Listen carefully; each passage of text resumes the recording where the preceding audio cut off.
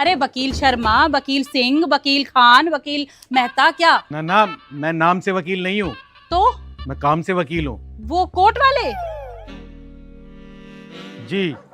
इन्हें क्यों लाए हो दामाद जी? इनकी जरूरत पड़ी है इसलिए आए हैं। अच्छा, मतलब अब आप मेरी बेटी से कानूनी लड़ाई लड़ोगे? इतने सालों से लड़ाई ही लड़ रहा हूँ, अब ये लड़ाई खत्म करनी है, इसलिए कानून को साथ लेके आया हूँ। मतलब अधिकारी जी ने आपकी बेटी को डिवोर्स का नोटिस देना है।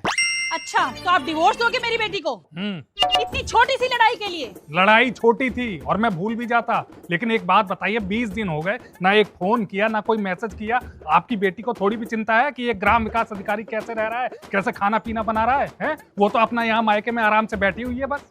अरे तो खाना बनाने के लिए मैंने भेजी तो थी अपनी बहन की बेटी आपके घर। मैंने सोचा जब तक ये नहीं जा रही है तब तक कम से कम खाना पीना तो करवा देगी वो। लेकिन वो भी तो टेम्परेरी इलाज था ना। तो आप क्या चाहते हो? परमानेंट इलाज करवाना? हंसती खेलती शादी को खत्म करवाना चाहते हो आप? देखिए, शादियां ऐसे नहीं खत्म होती। अरे इतनी बात क्यों कर रहे हो आप? ये नोटिस थमाओ ना। ये अच्छा नहीं कर रहे हो आप दामाद जी, बता रही हूँ मैं। चलो एक बार पढ़ लो। अरे ये क्या कर दिया आपने? चल हट। नाम क्या है तुम्हारा?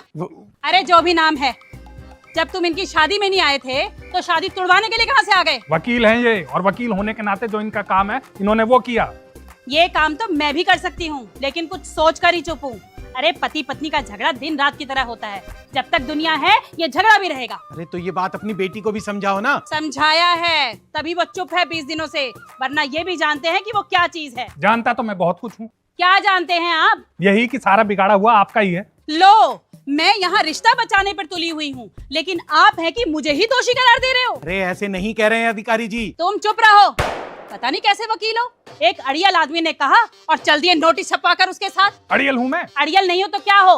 अरे बीवी किसकी झगड़ा नहीं करती, लेकिन पति होता है कि चलो 2-4 प्यार की बातें करता है और हो गया। एक ग्राम विकास अधिकारी कभी प्यार व्यार की बातें नहीं करता।